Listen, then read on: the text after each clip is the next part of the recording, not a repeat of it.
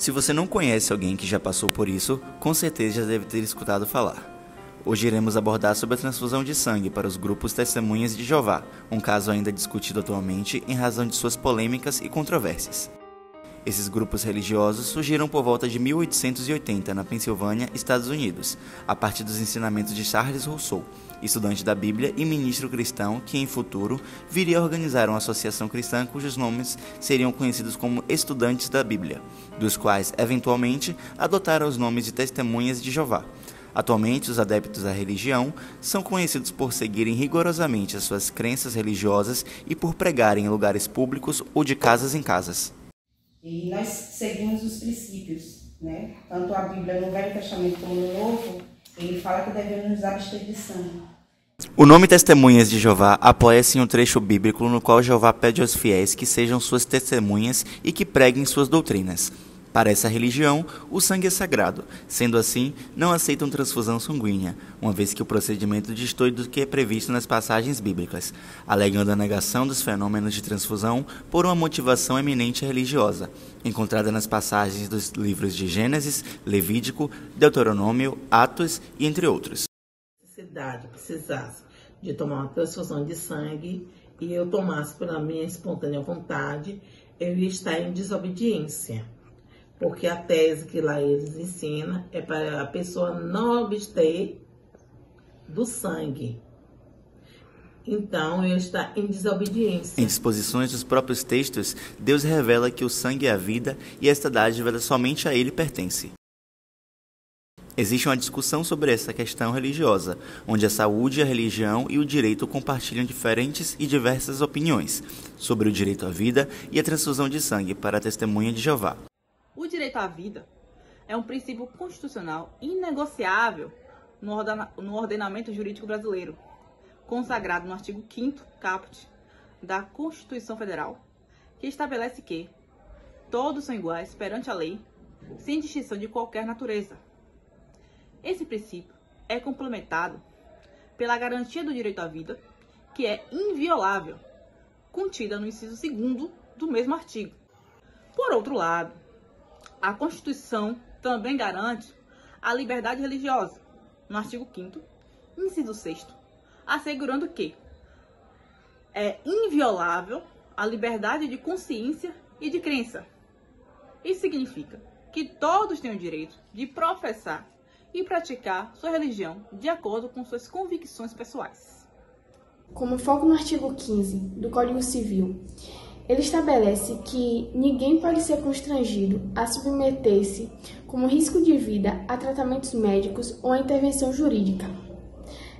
Logo, essa concepção ela enfatiza o respeito à autonomia do paciente em tomar decisões sobre seu próprio tratamento médico, sabe? Quer saber, na prática, como você presencia os embates entre a situação exposta e o posicionamento da família? A família sempre vai ter o posicionamento, né, da crença dela. Elas acreditam, né, religiosamente que elas não devem fazer essa transfusão. E, em uma maioria da parte, a gente também entende, né, como uma doutrina ética, mas a gente entende também que o paciente tem o direito à vida, né? Hoje temos vários grupos em si, até dos Testemunhas de Jeová, que eles estão até em conclusão com a equipe, né? Eles têm alguns meios de se ligar à equipe, né? Aí a gente vê qual é o possível tratamento, mas também chega um momento que, infelizmente, não só esses medicamentos eles vão estar fazendo o aparato que a gente precisa. O paciente, às vezes, ele está em um risco iminente de morte.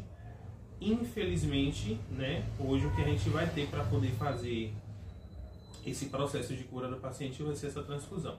Na perspectiva da ciência, o sangue é um tecido vivo que circula pelo corpo, levando oxigênio e nutrientes a todos os órgãos.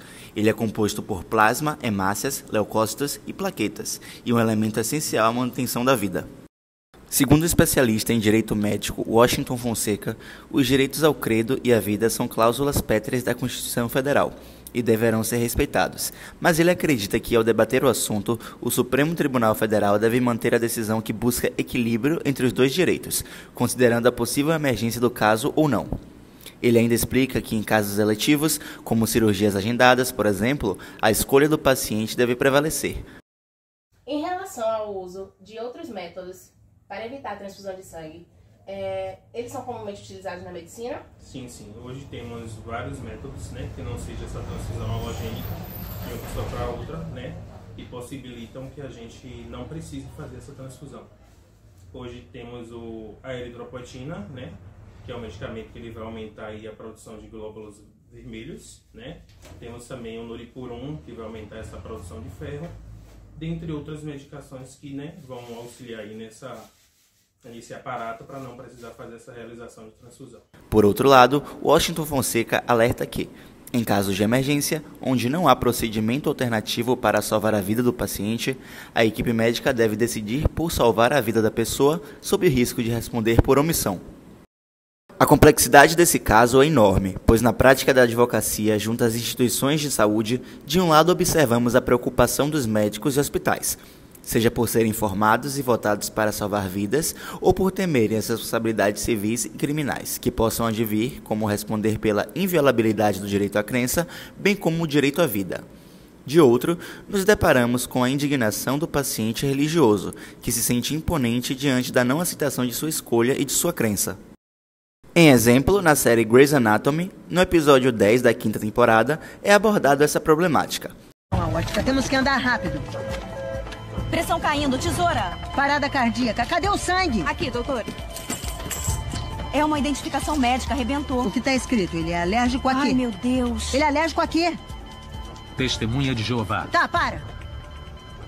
É testemunha de Jeová. Não podemos dar sangue. Qual foi a última hemoglobina? 4. O cara tá no limite. Tenta estimular a produção de sangue dando proteína. Ou podemos dar sangue e operar de uma vez. Então você acha isso certo? Mesmo que ele possa morrer, você concorda? Não importa o que eu penso. Ele carregava um aviso e era claro, sem sangue. Eu não tenho que opinar sobre isso e você também não. Além do cinema, existem casos reais que já foram noticiados, como o caso do pedido de indenização da esposa de um paciente no Hospital Felício Rocho, de Belo Horizonte. Foi negado em dezembro de 2022 pelo sistema local.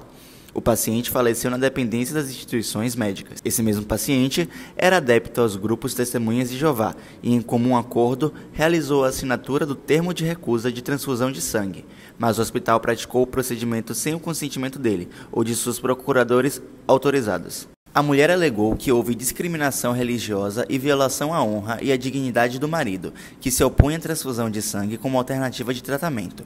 Na justiça, a defesa do hospital destacou que a transfusão ocorreu diante do risco de morte do paciente, sendo o bem da vida colocado como prioridade e a transfusão como medida essencial, em tese que foi defendida pelos advogados da instituição.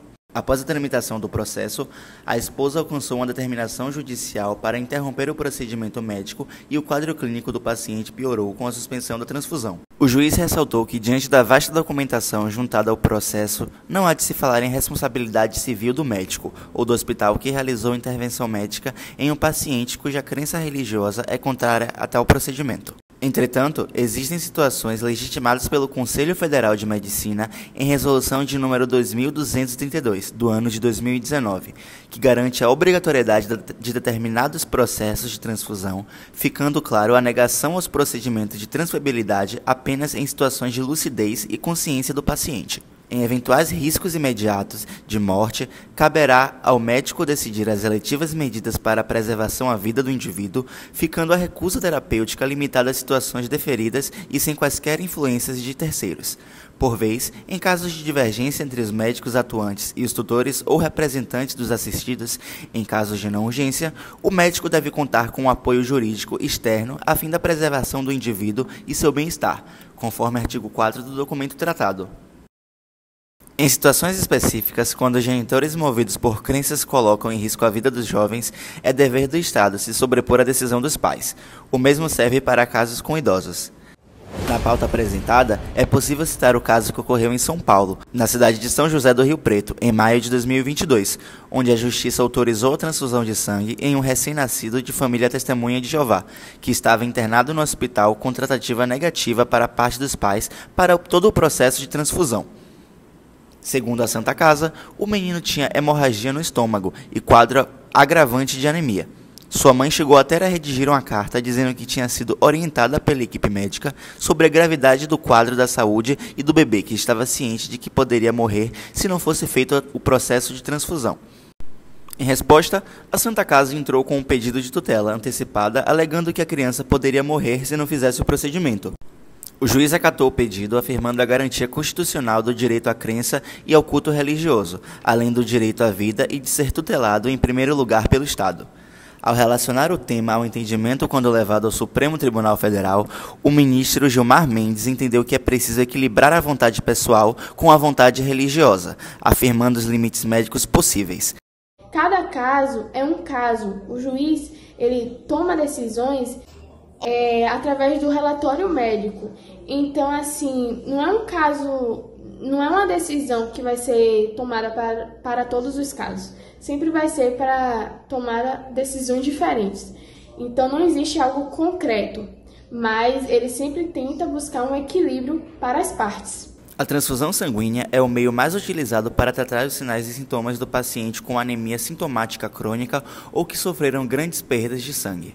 Mas a Justiça entende que os hospitais devem ponderar e observar os fatores de cada caso, como estar ou não o paciente em situação de urgência ou emergência, ou ser ele capaz de incapaz para decidir seus atos. A partir de diferentes análises, concluímos que não se pode escolher uma posição unilateral para o entendimento do tema. Não se pode escolher um lado, até porque um não se sobrepõe ao outro.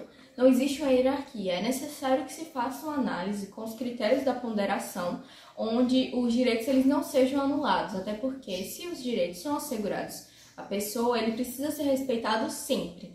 A gente precisa se atentar ao direito à vida, ao direito à saúde, ao direito da dignidade da pessoa humana daquele paciente, sendo ele testemunha de Jeová ou não, e, é claro, ao direito à liberdade da consciência e crença.